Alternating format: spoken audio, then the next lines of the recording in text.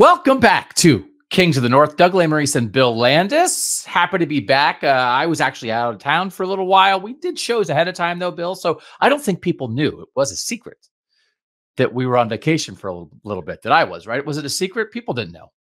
You know what? I don't know that people cared one way or the other. The shows were there. That's all that matters. You don't think people like sitting down at their kitchen table at night and being like, "Hey, can you believe it? Doug's on vacation." Yeah. And then I wonder if Doug's enjoying his vacation right now. Yeah. Who is Doug? Why are you talking about this? All right. So we're back. So we are coming back with takes. And as we continue to evolve here at Kings of the North, I have a new desk. The studio is taking shape a little bit. There's stuff happening. We're going to keep like trotting out things that might become somewhat regular occurrences on this show as we build up to a 5-day-a-week show that probably is starting sometime in August. We'll get to that point. So I was going to call these cold takes, Bill, because it's the North. Get it? It's cold. Mm-hmm. Yeah. But I don't know if cold takes is a good name for things. Takes of the North, cold takes. I don't like, we're in that range on this. But the idea is we have 6 topics we're going to hit. And we're each going to bring up 3 topics and have a take about it. And then it is kind of a cold take. It's like it's a reasonable take. It's a reasonable opinion about a situation in college football. Mm-hmm. Like, oh, that's reasonable. And then the other person has to warm up the take. You can put it in the microwave. I like a toaster oven. Do you use a toaster oven at all? I'm a big toaster oven guy. Yeah, I'm a huge toaster oven guy. I don't like a microwave so much. Like I like a microwave for like 90-minute right or 90-second rice. But like other than that, I'm team toaster oven. Do you have an air fryer at your house? I have we have a combination air fryer toaster oven. That's what we have. Yeah. Now I just want to come over and air fry some stuff with you. So we're gonna pop it in the air fryer. We might put it in the oven. We'll put it on maybe on a griddle. And we'll warm it up. The other person has to warm up. Ooh, like you take it. Shake it up. You got to walk. I'm walking it up. You got to warm up the take a little bit. But we do want to make sure, like if you've been on vacation yourself, you haven't been around, like we want to make sure you saw our show, the most recent show, which was The North Remembers. It was a look back at the 1994 Colorado-Michigan game. We enjoyed that show last week. That's kind of a thing we tried out. We think we'll do more of those in the future as we find great games in Northern college football history and break them down the way we did, 30 to 40-minute snippet. We also would direct you to our sister school show that went up early last week, where we took a Northern team and compared it to a Southern team. And I enjoyed it. Did you like that show, Bill? I liked that show. I thought it was good. I very much enjoyed that show, and we got a lot of good feedback for it too. So I was happy to see that. So, and one of the pieces of feedback we got was we decided that Iowa's sister school in the South was Oklahoma State, in part because they had very similar winning percentages in this playoff era, in part because Kirk Ferentz at Iowa and Mike Gundy at Oklahoma State are the 2 longest tenured head coaches in Power 4 conference football right now. So we linked them up and we said, oh, it's like Mike Gundy is Kirk Ferentz with a mullet. Mm-hmm. Not knowing that Kirk Ferentz had a mullet. Ooh. It looks fake. It looks AI generated, but this is a real thing because the Big Ten Network did this several years ago. I think it might have been in 2018, where at Big Ten Football Media Days, they found this. It's a high school yearbook photo of Kirk Ferentz from, I believe, Upper St. Clair High School. And it is a glory. If you're listening on a podcast and you're not watching on YouTube, this is why you should watch on YouTube, so you can see Kirk Ferentz's mullet. We might just show it every show, Bill. This might be the new thing of like we're driving people to video through the use of Kirk Ferentz's mullet. This is an actual high school yearbook photo. The Big Ten Network went around and showed it to Iowa players and got their reaction. But we don't have to imagine it. We don't have to imagine a Mike Gundy mullet on Kirk Ferentz, because back in the day when he was a glorious 18-year-old young man, he actually had it. It's pretty great. Yeah. If you're not watching on YouTube, you gotta go over to YouTube to see what this thing looks like. Or I guess you could just find it on the internet somewhere, but it would help us more if you went to YouTube. Tremendous hang time on the back. Like the front is like more or less what Kirk Ferentz's hair currently looks like. Yes. Dark, like he's got a full color, it's not white. But the back is it's doing a lot for me. Like it's like a little frizzy, but like the hang time is tremendous. I I really wish he'd bring it back.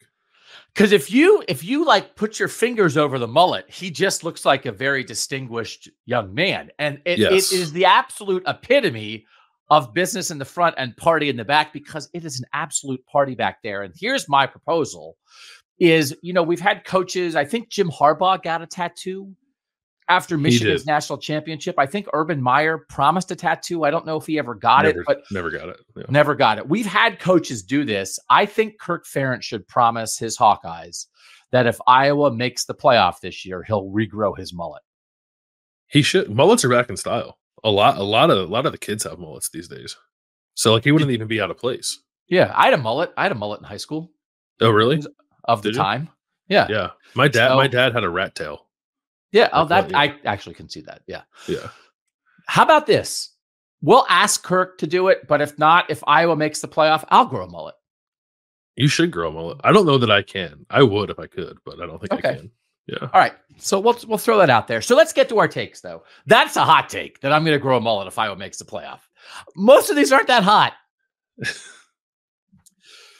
Let's talk about selling the sport. And this is the first thing. This is something that has come up in recent days. Brent Yormark, the Big 12 commissioner, brought it up. The idea of potentially selling the naming rights to that conference. And my cold, reasonable take on that is the Big 12 should sell naming rights and call itself whatever somebody wants to pay to have that conference called, and then give the money to all the teams. And there's a report that maybe you get like $50 million a year, and in a 16-team league, that's $3 million a team. And like, that seems worth it to me. And it's not like the Big 12 has such a long history. It only became the Big 12 in 1994 when the Big 8 added 4 other teams. And currently the Big 12 is going to have 16 teams this year. And they just lost their 2 flagship. Like they're in a transitional phase anyway. Sell your name. I love this idea. I think the Big 12 should absolutely sell itself to the highest bidder. $3 million per school is not nothing. Yeah, I think heat that up. You want to heat it up? I will heat it up in a second. But I will say that I do partly. I think I mostly agree with you. Right? It's odd. It definitely like flies in the face of tradition. But as you said, Big 12 is not necessarily all that traditional. We're long removed from the Big 8, and there are 16 teams. I do like the reporting said like All-State is like the favorite, and they said the name would be the All-State 12. I don't know why it wouldn't be the All-State 16. Like why are you holding on to 12 when you have 16 teams now? This seems like the perfect opportunity to shed the 12. So like this is I'm okay with the selling the naming rights thing, sort of like in a vacuum. The thing that worries me about it, because what was reported in conjunction with this was like the Big 12 being interested in private equity and like a firm in Luxembourg, I think, like buying 20% stake in the Big 12. And this selling the naming rights of the conference feels like an entree to that world of private equity finding its way into college athletics, which makes my heated up take that Big 12 is going to kill college athletics. Oh my god! This is by kicking that door open. Yeah. Do you? I'll heat it up. I got it in the walk. This will lead to a war between the United States and Luxembourg, because if Luxembourg kills college football, people will be like, "We'll go to war for that. We would go to war for that." Right? Save our sport. Yeah, we would go. Yeah. I didn't list. A uniquely American enterprise, which is college athletics at all, that we decided to tie teenage sports to our educational system, which nobody else in the world does. And then football also. I mean, there may be no more uniquely American enterprise than college football. And if Luxembourg's trying to take it down, watch out. Watch what you wish for, Luxembourg. Watch your back, Luxembourg. And Luxembourg, I think, is in the north. But watch your back. That's all I'm saying. It might be. And you can send that straight, Mike, producer Mike, you can send that straight to Luxembourg. Get on luxembourg.net and just let them know. Don't mess around with our sport. Here's my other, I'm going to heat up my own take a little bit here, which is sell everything. I want logos and patches and names. I want every yard line. I want the 23-yard line brought to you by Burger King. Have it your way as Trevion Henderson picks up 3 yards to the Burger King yard line. And then you'll have to figure it's like you have a little chart. You'd be like, oh, the 41-yard line? What's that? That's the Sheets yard line. Mozzarella sticks are on sale this week as Jeremiah Smith makes a 14-yard reception to the Sheets yard line. Sell it. Sell everything. You need the money. The whole point of this is everybody says, Dan Wetzel wrote a good column about this. Like they're desperate for money. So sell everything before you get to private equity. Sell everything you have. Mm-hmm. And one of the things that I really want to sell, and I checked this out, 26 teams that we consider our northern teams, 26 stadiums. Do you want to guess how many of the 26 northern stadiums right now have a full sponsor's name on the stadium? For instance, what does not count is Alaska Airlines Field at Husky Stadium, which is what Washington has. That's still Husky Stadium. I'm talking about like there is no other name. It's just business name stadium. How many of the 26 would you guess? 5. That is exactly right. Are you tracking this? No, I could think of like 3 or 4 pretty quickly. So what are the ones you know that you think about? Rutgers. Rutgers has SHI Stadium, which used to be High Point Solution Stadium, I think, and then I think was just High Point Stadium. Yeah. But they re-upped with SHI in February on a 6-year deal worth $11.2 million. That's almost $2 million a year. So good for Rutgers. SHI Stadium. That's one. What's another? Syracuse, the JMA Wireless Dome, right? Yeah. And they had called it the Carrier Dome forever. The Carrier Dome was a business name. It was an air conditioning system. Conditioners. Yeah. Yeah. How do you think you have the dome to stay up? Yeah. In 20, well, name your dome and we'll inflate it. In 2022, they agreed to a deal with JMA Wireless, more than $3 million a year Syracuse gets from that. Well done by Syracuse. You got another one? Minnesota, Huntington Bank Stadium, right? When they built the new stadium, they used to play where the Vikings play. Now they have their own thing. Maryland, SECU Stadium or SECU Stadium. It used to be like a credit union thing, but now it's SECU. $11 million deal over 10 years. Starting in 2022. And then Pitt plays in Acrisure Stadium, which used to be Heinz Field in Pittsburgh. So that's 5, okay? Of the other 21 stadiums in the North, how many are named for a specific person that's like a unique individual name? And how many are named generic? And by generic, it's either like the name of your stadium is the name of your school or the name of your mascot. There's a bunch of memorial stadiums in there, which is just memorializing the idea of memorializing. How many are like generic nothing, and how many are specific of the remaining 21? I would say that like maybe 6 are specific and the rest are generic. So 11 are specific, 10 are generic. Here's the generic ones. Boston College, Alumni Stadium. Illinois, Indiana, Nebraska, all Memorial Stadium. I have a lot to say about that. Michigan is Michigan Stadium. Notre Dame is Notre Dame Stadium. Ohio State is Ohio Stadium. West Virginia is Mountaineer Stadium. Michigan State is Spartan Stadium. And Washington is Husky Stadium. Okay. Now, a couple of the ones that are specific are named for people who gave money at the beginning. So for anybody who's against, like, how dare you sell corporate naming rights to a stadium? It's like, how about when some donor was just like, I'll give you $1 million in 1922, but you got to put my name on it. That's what Autzen Stadium is in Oregon. It's just a philanthropist in the 20s. That's what Rice Eccles Stadium is at Utah. It's the guy who gave him the money the first time around and the guy who gave him the money again when they needed to re-up it for the Olympics, and they put a dash in it. Ross-Ade Stadium is Joe Ross and Steve Ade. I don't know what their first names are. 1922. I thought that was real. But like back, I mean, but Ross and Ade are the real last names. Like, oh, the historic Ross-Ade Stadium. It's like the guys who gave them the farmland.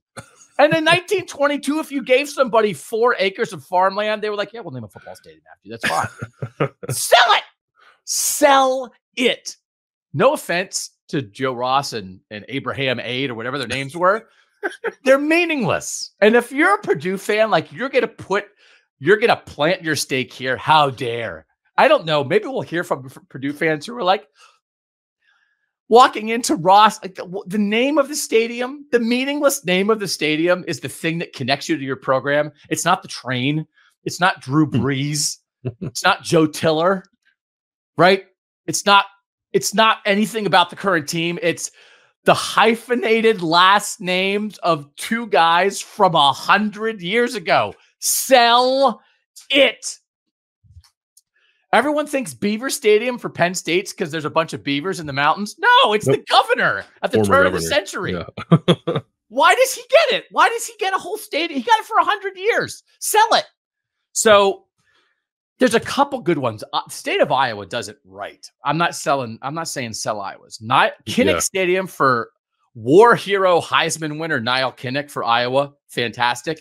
Jack Trice Stadium for the first African-American football player at Iowa State. Fantastic. I'm not saying Iowa State and Iowa should sell it. BYU renamed it from Cougar Stadium to Lavelle Edwards Stadium when Lavelle Edwards retired. If you want to name it Woody Hayes Stadium, okay. If you want to name it Bo Schembechler Stadium, okay. I'm not saying sell Lavelle Edwards Stadium, right? Camp Randall in Wisconsin was a Union Civil War training ground. It was Camp Randall, and then they built a football stadium on it. Congratulations. North won the war. Sell it. Sell it. So I want more. And if we're going to do a gazillion alternate uniforms and jerseys, which we do because Nike tells people to do it, then just put the patch on. Mm-hmm. We already have a Nike swoosh on hey, our colors are blue and white, but we're wearing the purple and teal alternates this week because Nike told us to. The horse is out of the barn. So I want patches everywhere. I want names sold. And if you can get, again, some of these, Syracuse is getting $3 million a year. What could Notre Dame get if you go away from Notre Dame Stadium?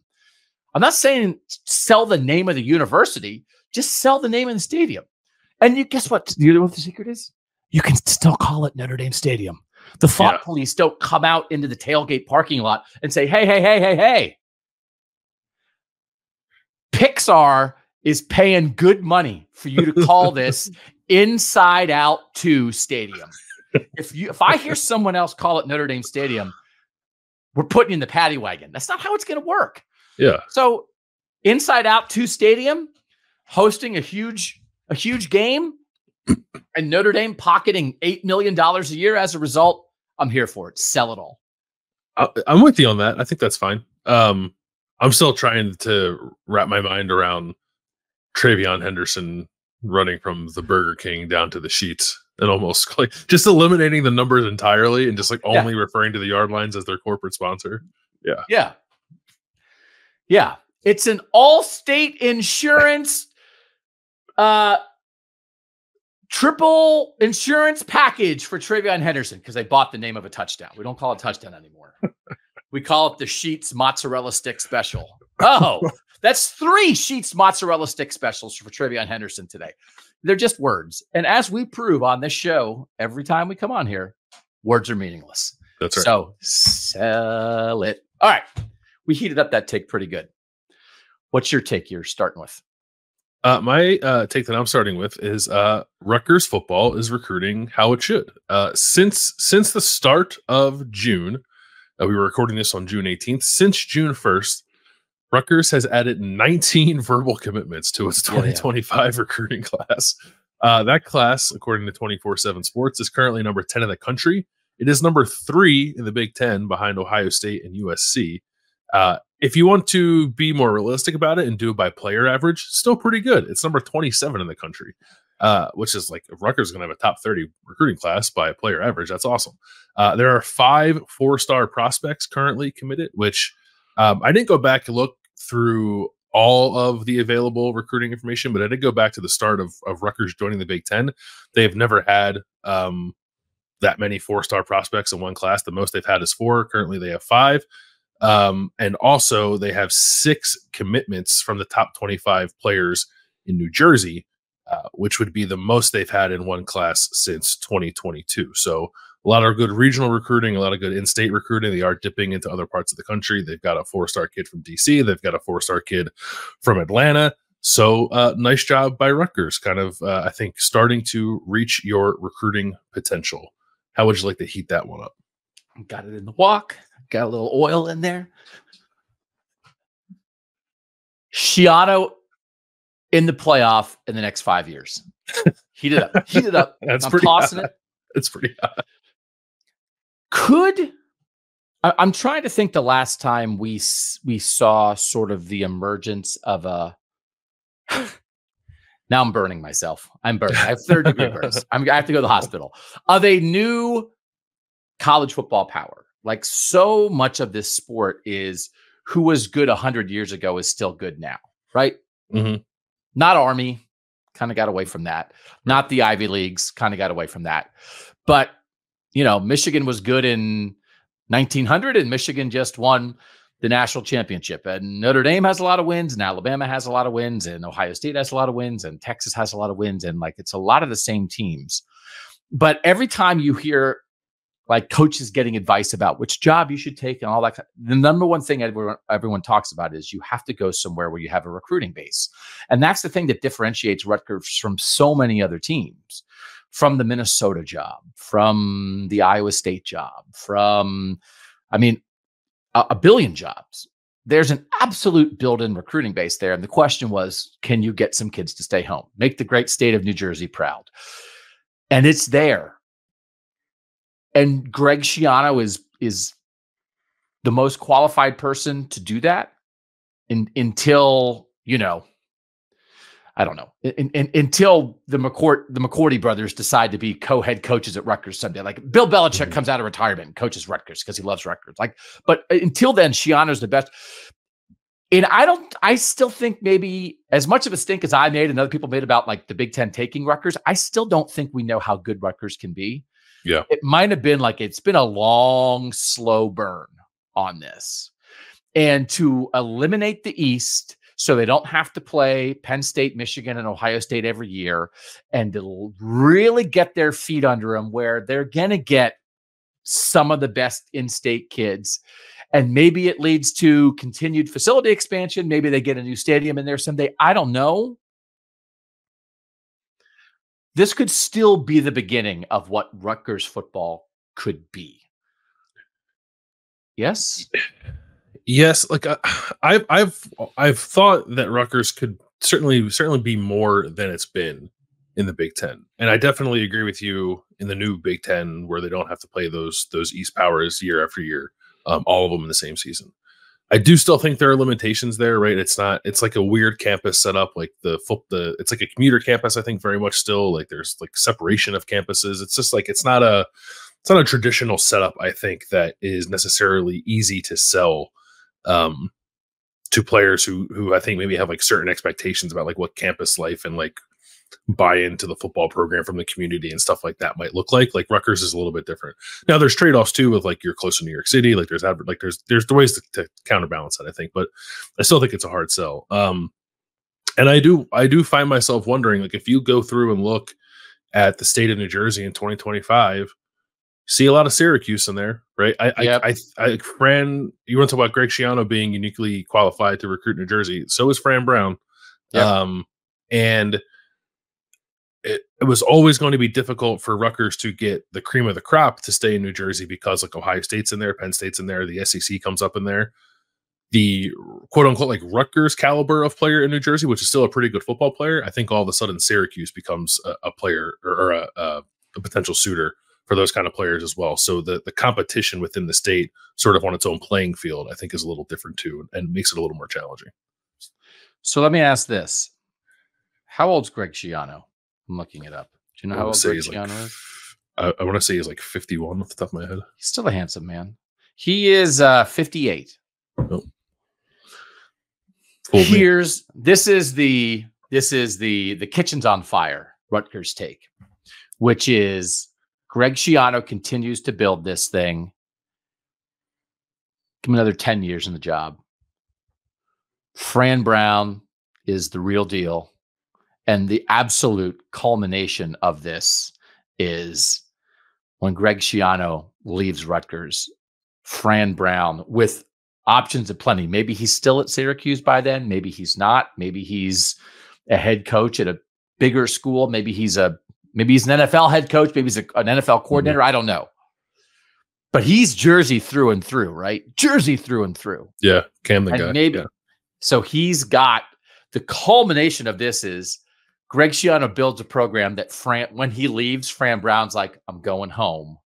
And Fran Brown becomes the Bobby Bowden, Darrell Royal, Bo Schembechler, Joe Paterno, Bear Bryant, Woody Hayes of Rutgers football. And Rutgers football, like 40 years from now, is a thing. And they have statues of Fran Brown outside because they finally built it into a true college football blue blood.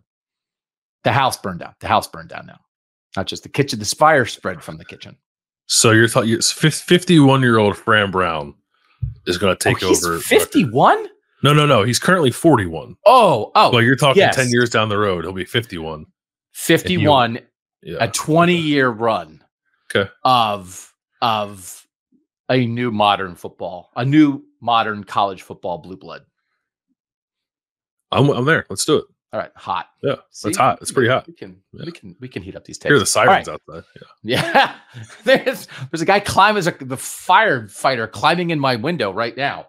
Did you have that? Was that? I don't think we have it. Did you have that when you were a kid? You had a sticker on your bedroom window to identify that it was a child's bedroom. Did you have that in your house? No. This might have been a thing in the 70s. I had a sticker on my window so that if my house burned down, the firefighters would know, go to that room because there's a kid who sleeps in there. Isn't that a good idea? It is a good idea. That was probably unnecessary where I grew up because I grew up in a row home where they were all the same and all configured the same. So the adults always slept in the room that had the window facing the street and the kids were always in the rooms that had the windows facing the back. So okay, you knew. They would know. You would know. Yeah. Firefighters would know. Okay. Yeah. So we got stickers up all over the house because there's a lot of stuff happening in the kitchen that could be very dangerous. All right. Third, if your parents got mad at you, did they take the sticker out of your window? Yeah. Hey, who knows what's going to happen tonight? Maybe you should have cleaned your room, Doug. Maybe you shouldn't have thrown your trumpet against the wall, which I did one time. That's what you get. Now we're just rolling the dice, hoping. Oh, did mom leave the stove on and take the sticker off? I don't know. All right, that would take number 3 also from you. What do you got? Yeah, take number 3 for me is about Ohio State and Michigan poaching or raiding, I guess, each other's staffs, which I think is smart business for both programs. And this is on the heels of Michigan taking its second staffer from Ohio State in the last few months. The most recent one was Aaron Dunstan, who was an assistant AD and on-campus recruiting coordinator for Ohio State, who was going to Michigan to be the director of football ops for Sharon Moore, and that was on the heels of Michigan hiring Ohio State's former running backs coach, Tony Alford. And I'll remind people that when Ryan Day built his first staff at Ohio State in 2019, he took 2 Michigan assistants, Greg Madison and Al Washington, to help revamp Ohio State's defense, and they did a very good job of that. So turnabout is fair play, I suppose, for Michigan and Sharon Moore, and I do think it is wise in a rivalry that is as heated as this one to pounce on opportunities to steal people from the other side. So the heated up part of this is anything you can do to help yourself and hurt your rival at the same time. You said you get double bang for the buck there. But also, is it not good business for then the school losing the people to be mad? Because that's part of it too. That the people in college football who do this for a living, it is a business. And that includes the players, right? We see that in the transfer portal. Like you're trying to do, who you're really beholden to is your family and your own inner ambitions. And we all only have one life to live, and you've got to do, if you don't look out for number one, no one else is going to look out for you. But If someone goes to your rival, do you scream at? Like, do you get fired? Like, or should fans be mad? Fans can think this person's a traitor. Perhaps the people who employed you can think you're a traitor. I do think there are, and I had this sports traitor, whatever, not Benedict Arnold traitor. Right. I do think there are some people, right, who within situations would say like, well, I would never do that. Jim Harbaugh would never coach at Ohio State. Urban Meyer and Jim Tressel would never coach at Michigan, right? I think people always theorize like, would like Luke Fickell maybe back in the day would have been a good candidate at Michigan. Could Luke ever, like, I don't think Luke Fickell could have taken the Michigan job. But if you're not that, and it's okay, like it's more like it's a job, it's a very good job, but it's not as much in your soul. You do what you have to do, and you also accept like people going bonkers, whether it's fans or the people who used to sign your check, as part of the deal. And like, good. Yeah. That's part of the rivalry. Right. For sure. No, I think that's all right. The Aaron Dunston stuff was a little strange because like there was a lot of like, how could this happen? I can't believe someone would do that. It's like she got a promotion. Like, and she's not an Ohio State lifer. Like, you can be mad about it for sure for all the reasons that you said, but like that one is at least like I think rather reasonably and easily explained. Tony Alford jumping, I think is not. I think Greg Madison and Al Washington jumping at the time that they did was on, especially Greg Madison. Greg Madison was at Michigan for a long time. He was. Over two stints, I think, maybe three, at least two. Yeah. So like for a guy like that to go to Ohio State, like I'm sure there are people on the Michigan side like, what the heck, like traitor, absolutely traitor. Yeah. So it's fine to feel that way. I think it's great. I think it's part of what makes it fun, right? It's as long as you're not taking it too far, I suppose, and like, I don't know, sending threatening messages to people. Like you're allowed to be upset about it. Yeah, definitely. Yeah. And it is like it's Aaron Dunston did a very good job at Ohio State in her recruiting role and was a very valuable part of that staff. But if Sharon Moore's going through resumes, hurting Ohio State / maybe taking some kind of like there's some intel, isn't there? Don't you learn a little something about how somebody goes about their business, how a program goes about its business? Yeah, I think. What the heck? I think so. The role that she's doing in Michigan is, as far as I know, going to be pretty substantially different from what she did at Ohio State, but she still brings that institutional knowledge with her to Ann Arbor. She was at Ohio State from 2021 until last week, so that's a long enough time to figure out how things operate in Ohio State. Certainly, to maybe take some tricks of the trade up there recruiting wise, even if that's not her main job. So I think. That'd be interesting. I wonder, on some level, maybe what Aaron Dunston knows like might be more useful to Michigan than like what Tony Alford knows, right? Because like what Tony Alford knows is like on film, right? Right? Like so that'd be. I wonder like if you caught Sharon Moore in an honest moment, who he would say was like actually more valuable to his program in that regard, right? So I do think like everybody is potentially right here, right? That Michigan, Sharon Moore making that hire, good hire. Aaron Dunston for her career, deciding to go, take the promotion, good move. If Ryan Day or anybody at Ohio State is mad and is not like, oh, let's make sure we get Aaron a cake. I don't know if they got her a cake or not.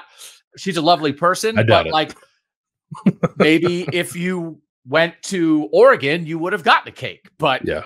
You don't get a cake when you go to Michigan. And I think like Ohio State fans, if Ohio State was too gracious about it, I think like Ohio State fans would be like, well, do you not even care about the rivalry? Like you're supposed to be mad. So I think it's all good. Like everybody, the thing that we all love rivalries. And it's one of the things that college sports and college football in particular does better than anything else. And nobody does it better than the Ohio State-Michigan rivalry, although there's a million other great rivalries. But it's hard to draw lines in rivalries, which is like, for instance, when Marcus Hall many moons ago got ejected from a game at Michigan Stadium for Ohio State, the offensive lineman, and flipped the double bird to the Michigan crowd. And then I thought like the coaches were kind of like too mad at him. And I was like, you're going to put it in the highlights. It's going to be in the highlights. You're going to put it in the highlights. You're going to be like, is it? And even the stuff of like, oh, like I can't believe we got in a fight. It's like you can't believe you got in a fight in the game, because guess what? Whenever I watch like a highlight reel of Ohio State, Michigan, it's all fights.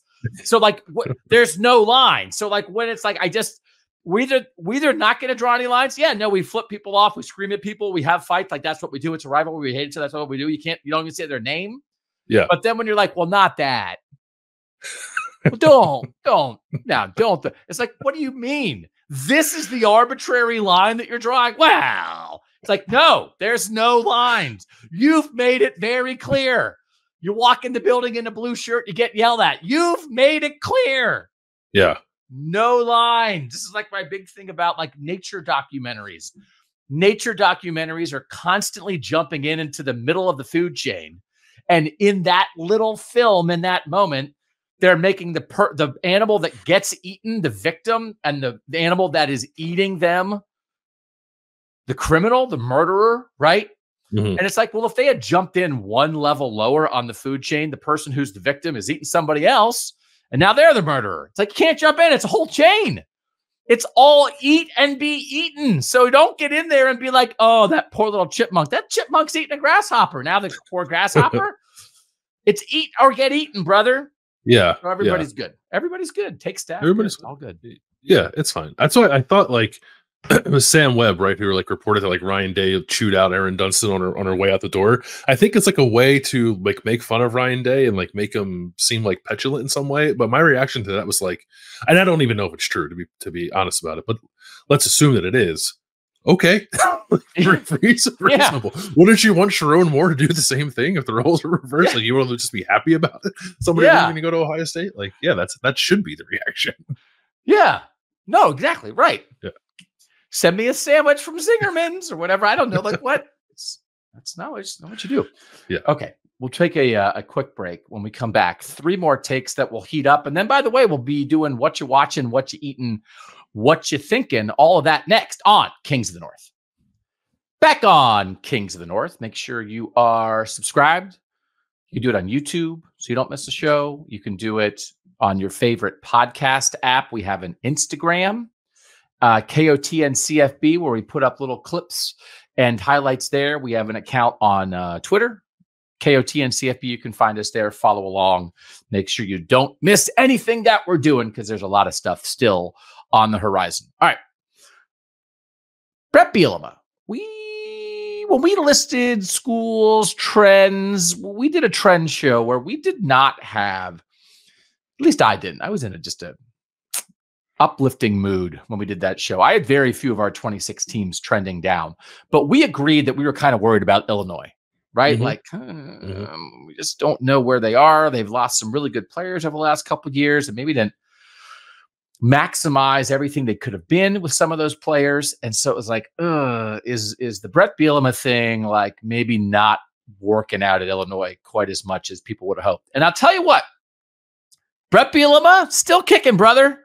still kind of, making sure like, hey, I'm not dead yet. Zachary Franklin, the current leader in college football among active players in like receptions, I think maybe in yards also. Like he's just been around forever. Was a 4-year starter at Texas San Antonio, went to Ole Miss last year and basically had a year ruined by injury. And so he has 1 more year left. He just transferred to Illinois over this past weekend. Barry Lunny Jr., the offensive coordinator at Illinois, was his offensive coordinator at UTSA for 2 years. So there's a connection there.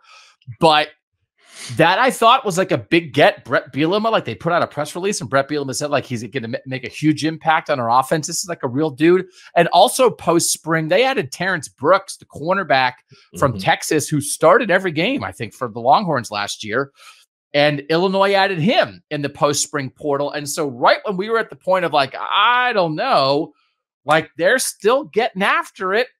I think this is showing that, like, Brett Bielema at the very least, man, is not going down without a fight. So good for Illinois. Yeah, no, it is good for Illinois. I agree with you that it's a good sign, a good sign of life, I guess, from the program, right? They also, don't forget, like they added they added a guy who I think could be the best transfer offensive lineman this year in JC Davis from New Mexico. Great in the spring at left tackle. Yeah. So He has the potential, I think, to be the best transfer offensive lineman this year. And I'm talking in the country, not just the North. So clearly there's something there that players are attracted to, which is good to hear, or good to see.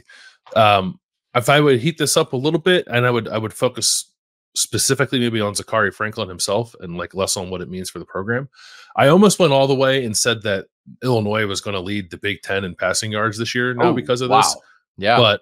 I was like, Oregon's in the Big Ten now, and they throw it around a lot. So I'll say that Illinois will be second in the Big Ten in passing yards. Wow. Is that hot? Is that warm? Are we warming That's up? That's very hot.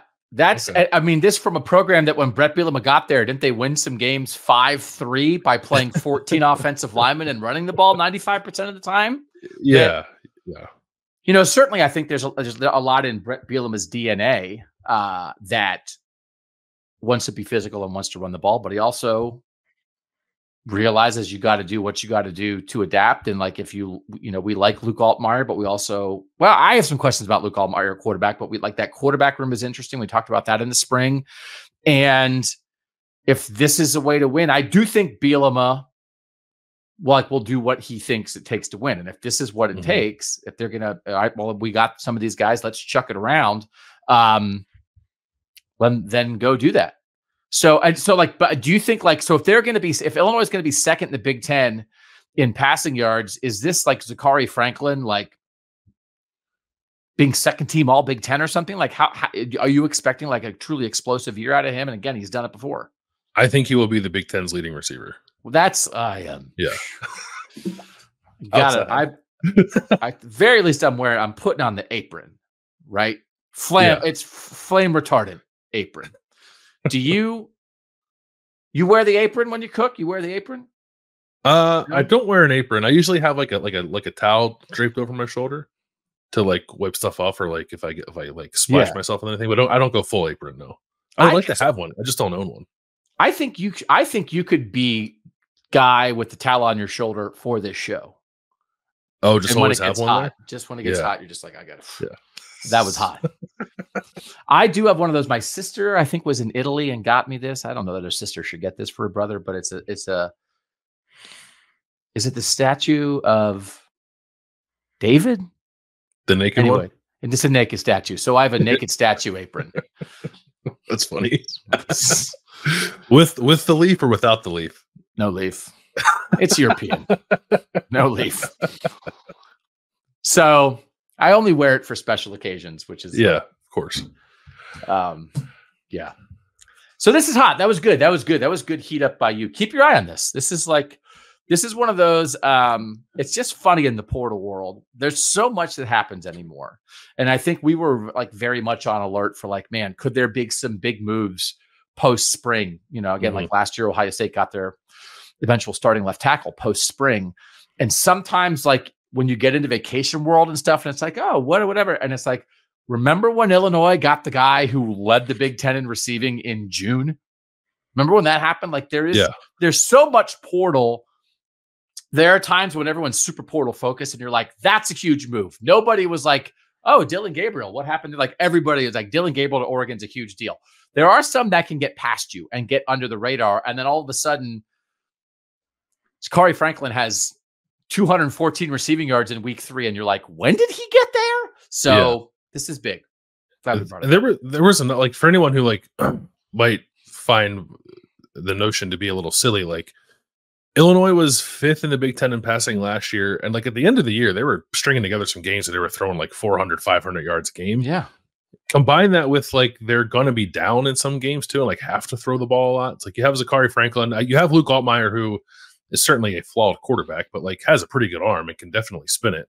And I think they'll have an improved offensive line too. Like I think throwing the ball is going to be the way they try to do business. So I'm not saying they're going to go, 10-2 and like take the Big Ten by storm, but I think a lot of things are kind of adding up here for Illinois to have a prolific passing offense in terms of pure yardage. Yeah. Okay. My take's about politics. Sorry. But there is this stuff that is happening that all this stuff with employee compensation and the future of it and the NCAA begging Congress for help. there's so much in our political world at the moment that is you're one side or the other, and there is not a lot of middle ground on stuff. And you can bring up the issue and you're like, well, I know these people think this and these people think that, and there's not really anything to talk about. That's almost our whole political system at the moment. And college athlete NCAA discussions, there was such vitriol directed at the NCAA. Like the NCAA is like, save us. Washington, D.C., save us. And the initial reaction almost across the board from everybody, from senators and representatives and Supreme Court justices, is cram it, NCAA. They're so like the NCAA brought Washington, D.C. together to be united about what is wrong with you. You're what? They don't get any money and they don't have any freedom. What are we doing? Are you serious? It's not like everybody, right? And so for a while there, you were having politicians who maybe wouldn't necessarily agree with each other, wouldn't necessarily even discuss things with each other. We're kind of like, hey, yeah, don't you think these, walking into the Senate lunchroom being like, yeah, NCAA, they're messed up, aren't they? Yeah. And so I think it's like I had the potential to be like an interesting political issue because you could come down sort of, it wasn't our old friend Matt Brown at his newsletter Extra Points wrote about it this week. And like he said, like, it's like not a partisan issue. It's not a traditionally partisan issue. And so then it just allows you to have real discussions that aren't just based on what camp you're in. And so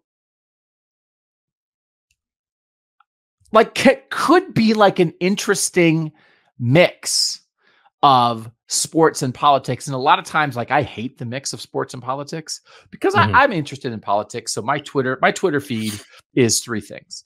It's sports, it's politics, and it's updates about what new cupcakes they have at Disney World. Nice. So, and again, I think I've talked about that. Sometimes I'm like, hey, I just read a tweet about the war in Ukraine. And then I just read a tweet about like the red sprinkles on Main Street USA at Disney World are now green sprinkles. And I think to myself, what are my priorities straight here? I think there's bigger things that I should be worrying about than cupcake sprinkles. But I hate sports writers tweeting about politics, and I hate political writers tweeting about sports because there are times when it's like, I have expertise about politics, but boy, oh boy, I sure do love the Red Sox. And I want to punch people in the face because it's like, I get a lot of Red Sox stuff from people who know what they're talking about. I don't need it from you, person who covers Capitol Hill.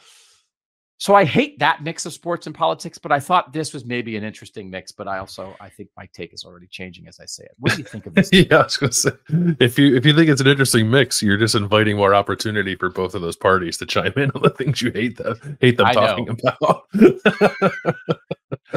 And then when you have the stuff, it's always like, it's like, let's have a hearing. And all the hearings are like, when I watched college football in 1961, and it's like, oh my God. Yeah. So there's it could be, but unfortunately it gets jacked up. Yeah. I actually think even isn't there something like moving through at the moment that's a little more partisan in terms of like the NCAA is backing because it would prevent college athletes from actually becoming employees or from having employee status. Yeah. So there's a bill moving through right now that I think is 11 Republicans have sponsored to basically say that college athletes may not be deemed employees, and the NCAA is in favor of that. Yeah. And then when we get to this point, and so this take is sort of like obsolete as I'm saying it, it's when we're getting to a point where it's employment and unions and that kind of thing. Now we're back into partisan stuff where Republicans are typically not pro-labor union and Democrats are. And if that's all this becomes, should college athletes be able to unionize? They must have employment status to be able to do that. So if we take away the opportunity for employment status, you take away the ability to unionize and collectively bargain and have a seat at the table where you're talking with the NCAA instead of the NCAA saying to you. And there are people who think they aren't employees. They shouldn't be employees. They're students. We're going to say you're not employees. And then we're going to figure this out another way, which is what they're doing right now by saying the NCAA said we'll share 22% of the revenue. So they're going to get paid. It's just it's not bargained. So again, this little window probably is closed because it feels like that's where we are now, where it's just a labor discussion now, right? And if it's a labor discussion, then we know where people fall. Right. So that made this a little difficult for me to heat up. I guess maybe the way I'd heat it up is someone in the next 4 years is going to run solely on the platform of college football and get elected because of that. Whether that's the Congress or not, I'm not talking presidency, but like Congress or Senate, someone's going to run on a college football based platform and get elected because of it. That's pretty good because, again, like a lot of this stuff, when you think about all the things, and then it's like they're putting a bill together about this, and it's like, aren't there other things that should be more important? But this does matter, right? It does matter. It affects the athletes, and it tangentially affects millions and millions and millions and millions of people who passionately care about this thing. And sports, that's the one. Sometimes this is the hard thing about sport. Like sports is like sports. It's like, it's sports. Yeah. But also we've put an outsized importance on sports because it makes people happy. It brings them joy and it binds our society together. And so it's like, well, we should care about that then. And you do need some structure and some rules to make sure that the joy and the happiness and the family time and all that stuff can continue, that you don't blow up your sport. So it's not at the top of the list, but like, I am very pro structures around fun. Like that is like, I think that to maximize fun, you really do need a lot of structure. So like for people to be like, this is very important to me, we're going to make sure we have rules in place so that college football functions the best way it can. I'm totally here for. So I don't like willy-nilly fun. I don't like this like random fun. I like, we have reservations for fun. I like, we're going on this ride at this time fun. And so I guess I should be in favor of politics helping sports. Don't you like structured fun? Structured fun's the best fun. Structured fun. I like when people tell me how to have fun. That's great. After this show is over, I'll send you a list. When we went out to dinner for Father's Day, I said the dad gets to choose the topic of conversation, right? At the Father's Day dinner, my family was like, yes. So the topic of conversation was making a list of all the things that we want to do this summer to have fun. Oh, nice. It was like 14 things long. And then I was like, now that we have a list, then we'll make a schedule. And you must prioritize when you're going to have fun, because if you don't, before you know it, the summer will be gone and we'll only hit 2 of the 14 things on our list. So list making for fun. Woo! It's the best. Love it. We are going to have fun on these 14 days. Yes. And the fun will commence at 6 p.m. Here we go. So don't start having fun at 5:59. It's not fun time yet. Yeah. All right. Last hot take for last cold take of the North from you.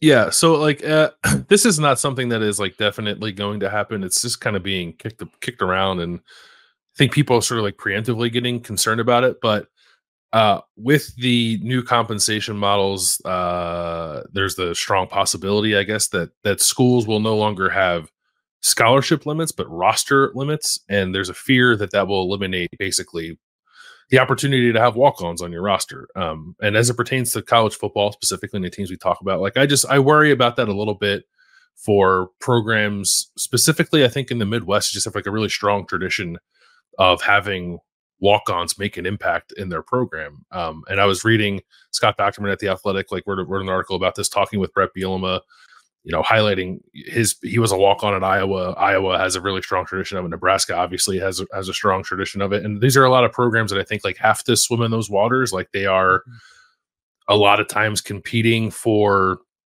guys who might go like the FCS route and instead maybe want to bet on themselves and go to the FBS route, even if it means starting as a non-scholarship player. And it's less for me about the programs themselves, right? I'm not advocating for, practice tackling dummies in human form that you want to throw out there and not give scholarship money to. But I'm more worried about the kids that play high school football in the area of the country that we talk the most about, who have the opportunity to try to bet on themselves if they want to, who might have fewer opportunities to do that if these roster limitations do in fact impact the ability to add walk-ons to your roster. Do you believe in the idea, though, that there should be some sort of roster limitations? Again, back in the day, if Woody Hayes just wanted to have sort of unlimited dudes, and then like that keeps guys away from other schools, that kind of thing. Do you think there should be any limitations in this new modern world? Yeah, probably. I don't know what the right number is to be honest. Like it's more like the NFL. Like a lot of these articles are comparing roster sizes in the NFL, roster sizes in FCS, which are smaller than rosters in FBS, and FCS to FBS is probably a reasonable comparison. Obviously, the interest is different, but like the way they go about their business in terms of like practice time and playing games and stuff like that's more or less the same. The NFL is very different. The NFL players like kind of don't practice. Like college players practice a lot and practice hard, and you need bigger rosters because of that. So like, do you need 120 players? Probably not. Do you need more than like the 85 to 95? I would say probably. Like there's probably somewhere in the middle where you need to land. Maybe it's 100, which would then I think preserve the opportunity for some of the players that we're talking about here, while not having, I guess, like bloated rosters and not having administrators worried about how they're going to pay for all of it.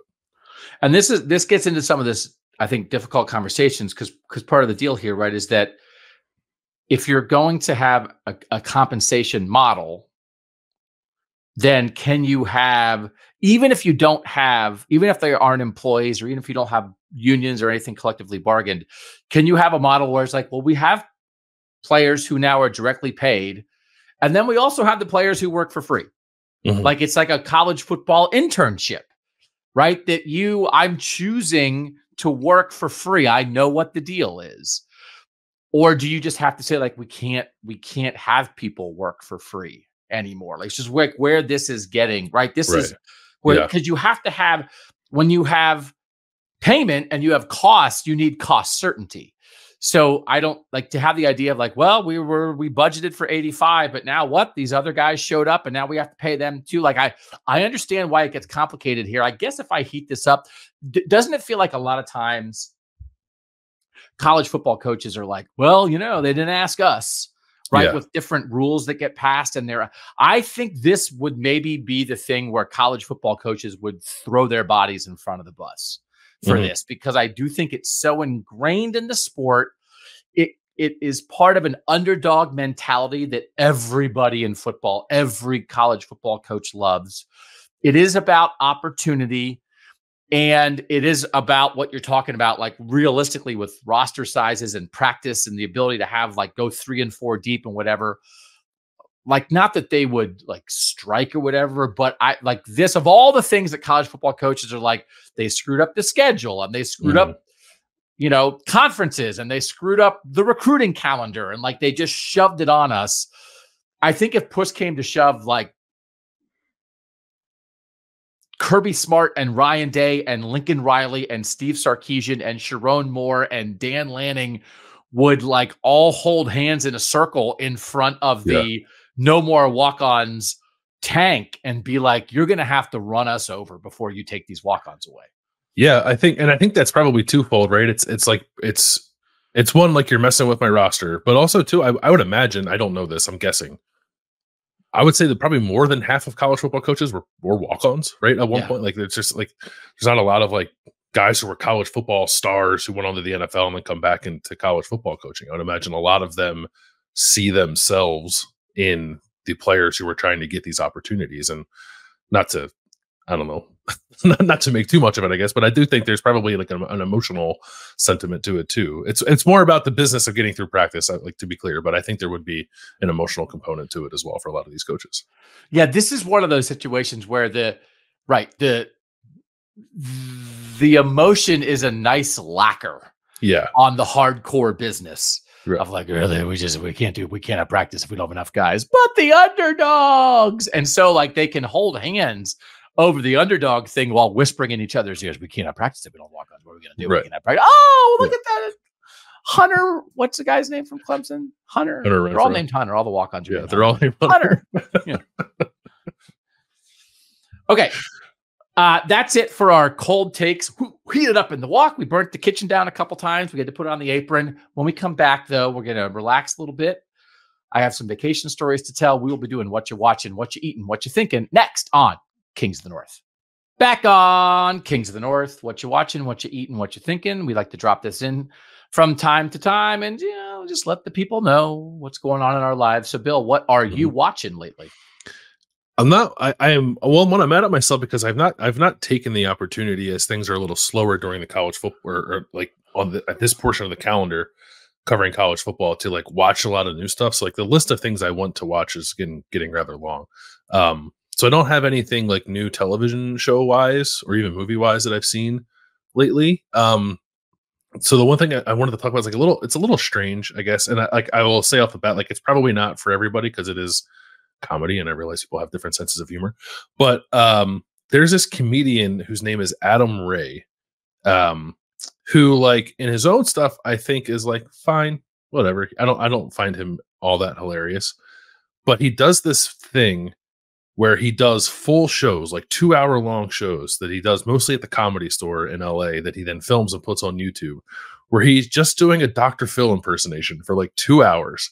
And it's a pretty good spot on Dr. Phil impersonation, saying things that you would never imagine Dr. Phil saying in his life, like interviewing people as Dr. Phil, doing crowd work and being like mean to people as Dr. Phil. And I find it incredibly funny. Like it is among the funniest stuff I've seen like in the last few years. And it's like it's a very niche thing that I realize like probably sounds strange as I'm describing it. And I definitely understand if it wouldn't be for everybody if they try to check it out. But I have found it to be very funny. And I also find it interesting too that it seems like a lot of comedians who aren't like getting like the Netflix deal kind of thing are now just like putting specials on YouTube. Oh, for real? So I do like that, like some comedy is becoming a little more accessible in that way. But anyway, if that at all sounds interesting to anybody, they're on YouTube. I see them on like TikTok all the time, and I find them to be very funny.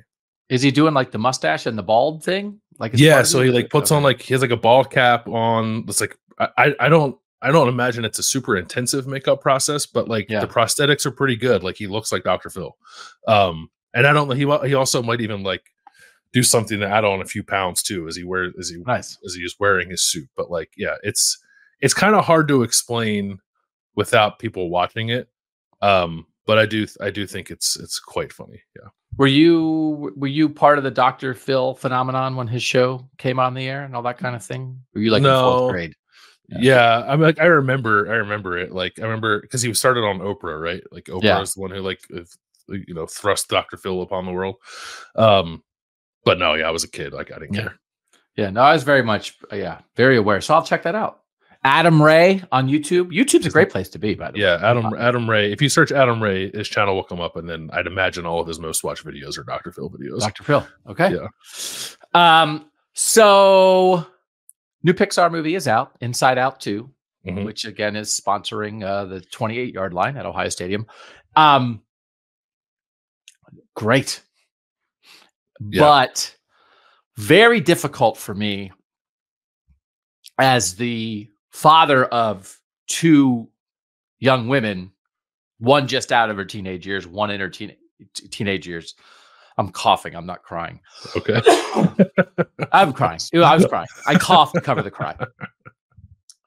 And it's about a 13-year-old girl, like all her emotions. And it's just a movie about a teenage girl's emotions and how difficult they are. And I was just like, I don't want a teenage girl to be sad. But it's very funny. It's very good. There's a part of the movie early on, a specific scene where I laughed as hard as I have at any movie ever. And it's unbelievable. And I was like, this is gonna be the greatest movie of all time. And then like it doesn't stay at that level the entire time, but like I love the message. They work in all these new emotions, and I felt like Pixar. I've been on this show, I think, Crushing Wish, which I just thought was not good. I thought it was like a really nice rally after what I had thought had been kind of a meh run of from Disney in the animation category, and I could not recommend it any higher. And you would like it. I want to see it. Yeah, you would like it. Yeah, I saw the first one. The first one, actually, I have not seen all the Pixar films, but the first one is probably my favorite that I have seen. Oh, yeah. Like Toy Story holds like sentimental value for me because like that came out when I was young enough to be like Toy Story is awesome. But I thought like as a film, Inside Out was like very well done, the first one. So I'm Yeah. excited to see the second one. Also, I'm pretty sure Inside Out, the first one, is like the last time I cried during a movie. Oh, get ready, brother. Yeah. What was the elephant? What was the elephant's name? Bing Bong. Yeah, Whoa. Bing Bong got me, man. Bing Bong. Bing Bong is like that. We don't want to spoil it for anybody, but it's not. Oh God! Now bring up Bing Bong for. God. Okay, let's move on before this is just two middle-aged men blubbering. You eating anything?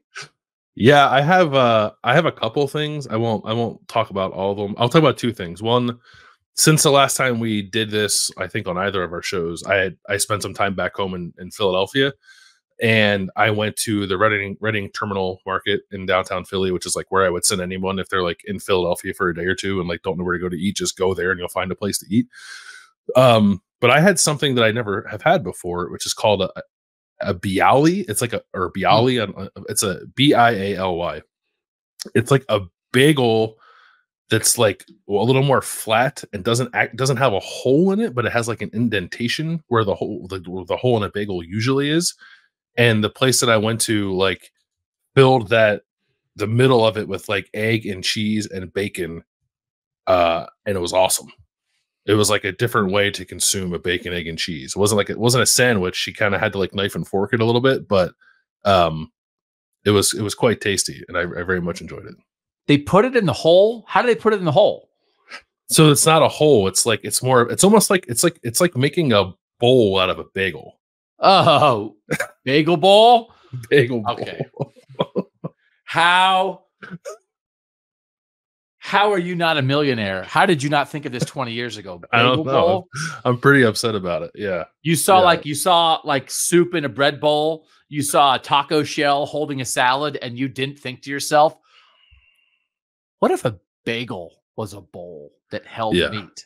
Okay. Yeah, no, go. I would eat that. Everybody would eat that. Bagels are the best food.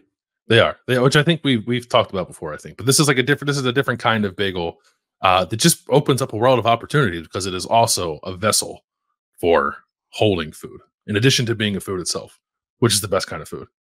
Because like the original, right? A sandwich is the original vessel. Right. Mm-hmm. It's like, I don't want to put my hands on meat. So what do? I have to have pieces of bread to hold. And so, but it's it's bread. Like we've all eaten like very average bread in the name of being a vessel, but to lift the level of the vessel. Now I'm just mad you didn't think of it. Yeah. I'm pretty mad too. Show, though. Yeah. That's right. Okay, so you think it's coming, like it's going to work its way? It's not only in Philly right now, is it? Like no, it's not a Philly thing. I think it's like a Jewish deli kind of thing. I'm sure there are places in our listening area. Yeah, that have them. I had never heard of them before. My brother's like, you got to go to this place and get this. And I was like, okay, and then I got it, and it was awesome. All right, if you've had it, tweet at us at KOTNCFB and let us know where you found your bagel bowl. He's just a bagel bowl. All right. So I was on a cruise, hadn't been on a cruise in a while. And on a cruise, like there's just unlimited food. And I ate so much food that I threw up on a beach.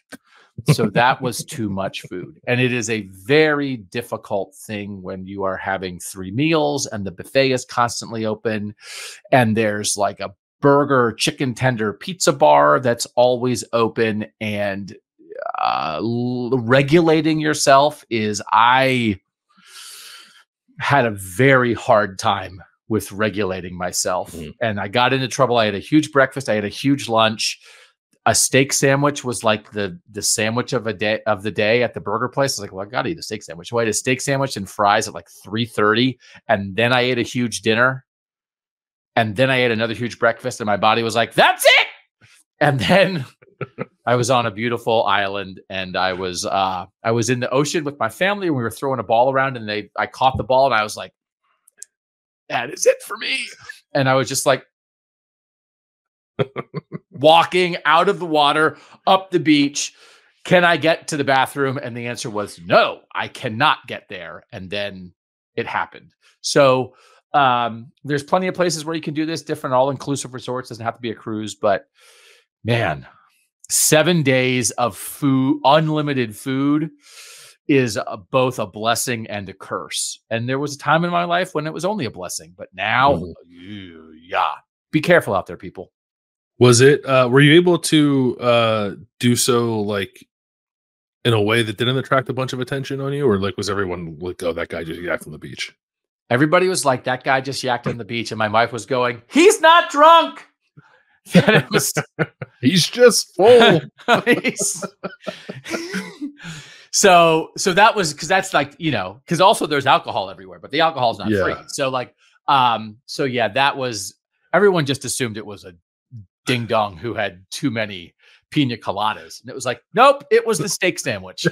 So, oh well, you got a story out of it at least. That's good. Yeah, I rallied at the end of the trip.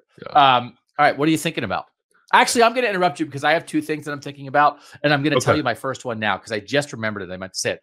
I had a dream at the end of my vacation that you and I and Ari, our good friend Ari Wasserman, like Ohio State was having interviews, but we had to drive to where the players were. It was like they were at a camp or something, and we got kind of like a special invite to go interview these players. And I was doing a story about a walk-on. And so I interviewed, I should have talked about this in the walk-on section, but I interviewed this player and I had this great interview. And then I found out after the fact that I had been pranked, that wasn't the player, that like, they were just like, hey, just send out this guy and have him do the interview with Doug. And so I was mad. And then it was like, oh, now I have to do the actual interview with the actual walk-on. But your wife was also there and she was pregnant and in labor. And you were like, we have to go to the hospital. And I was like, but I have to do the real walk-on interview, Bill. We can't go have your baby yet because I got pranked. And then that's when I knew that it was time for my vacation to end because I was dreaming about football. So I apologize to your wife that she was like, I'm not sure why she came, but she was along. And then she was like, it's time to have the baby. And I was sort of like, it's not my fault I got pranked. Like, you want me to not do the walk-on interview? Is that so you could have a baby? Was that what you want me to do? So tell her sorry. Yeah, I will. She's just she has a passion for walk-ons just like I do. So it's understandable why she was understand it. Okay. Yeah. Good. Yeah. All right. So what are you thinking about? We are getting ready to go on vacation. Next week we're going to the Jersey Shore, which we do most summer. I'm 35. I think I've gone to the Jersey Shore every summer of my life except for maybe like one or two. So beautiful. Yeah, so we're going next week. My dad lives there now, so it's a little easier. But anyway, the reason I mention that is because I have found myself amazed lately at what I consider like an engineering feat, like an engineering marvel. And maybe there are people who know more about engineering than I do and the work of dredging oceans that would say like, no, this is simple. This is an easy thing. But the beach we used to go to in North Wildwood, New Jersey, has like not existed for like 10 years, I think. We used to go there all the time when I was a kid, and then like the ocean just took it over. Oh. And I have a picture here that I sent them, like, so if you're not watching on YouTube, you won't get it. But like the top picture is what the beach looked like 4 weeks ago. And the bottom picture is the work they've done, like, I think in less than a month to like bring the beach back, which blows my mind. I have like, how are humans capable of taking the beach back from the ocean in a way that like makes it look like the ocean never had it in the first place? So like, I don't know if the picture you're looking at blows your mind the way that it blows my mind, but like, I cannot believe that they were able to do this in such a short period of time. Like, it was inaccessible under feet of ocean water due to like just it's been battered by storms and hurricanes and stuff over the last few years. And like, it's been a problem in this town because there's not a lot of beach to begin with. So it gets overcrowded quickly in other parts because this top end of the beach was like just not accessible to anybody for a number of years. And they're bringing it back, and they've done so, like, they've done it quickly. So like, I'm excited. We're not going to go like hang out on the beach necessarily in this part of town, but like, I'm excited to go over there because the work is like ongoing. just to see how they're doing this, because it really is kind of hard to wrap my mind around how they're able to like take the beach back so quickly. I always have an appreciation for people who do actual things. And I just always envision people in the meeting where like the Wildwood people are saying like, okay, you know what? We really need to get that beach back. And everybody is there at the meeting and they're like, Chad and Jill, you're in charge, build the beach back. And then like, they look at each other like, what, how do you we're going to build a beach? How do you, I don't even, where do you start? You get, do they have to go down to the, I don't even, is it on stilts? I don't know what, like it's, yeah. Congratulations to people who know how to do things. Yeah. It also worries me a little bit too. It's like Mother Nature decided that beach shouldn't be there anymore. It's like a Jurassic Park thing, right? Like you weren't supposed to bring the dinosaurs back. Yeah. Yeah. Like maybe that beach was gone for a reason. So hopefully everything works out okay. I hope we're not reading a story next week of Bill Landis being sucked into the sea because a giant sinkhole opened up under you on the new beach. It's like Chad and Jill didn't do such a great job. All right, so we'll have a great vacation. Thank you. It's be lovely. My last thing. I was on a cruise and I kind of get like a cruise vibe going sometimes when I'm on a cruise. I'm cruise Doug is kind of a thing a little bit. So we did wind up, my wife and I in a thing where, it was like a newlywed kind of game. Like there's a lot of game shows, like you sit around and do game shows on a cruise. And we wound up playing the newlywed game, which I think people understand what that is, right? Yeah. And it's on a Disney ship, they asked a couple naughty questions and our children were in the room listening to the answers and screaming and being traumatized and never looking at us the same way again. But I will say the room also did chant Doug during the course of the game show. So then afterward, like people were kind of walking up to be like, hey, it's Doug, whatever. So like, I'm there for the show. I was like, I'll scar my kids, whatever. You got to go for the bit. Right. So absolutely. So Cruise Doug had a good time, even if my children don't talk to me anymore. But the other thing that happened, we actually missed this, but there was some controversy on our boat because they have a diaper dash, they call it at the end, where they have babies crawling race against each other. And the babies have to crawl. And they say, like, if your baby stands up and runs, your baby's disqualified. So apparently, and there's like all these Facebook groups on the cruise and people are going crazy. This is like an actual Facebook cruise controversy, which is, if I think like trying to pass a bill about NCAA legislation in Congress is meaningless, diaper dash Facebook cruise controversies is where Karens go to die. Like it is unbelievable.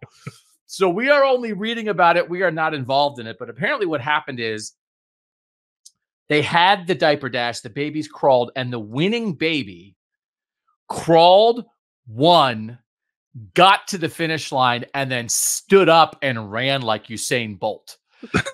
And was like, oh. Was this a Benjamin Button situation or what? The baby, like, unaged in real time. Baby and like by the time I got to the finish line.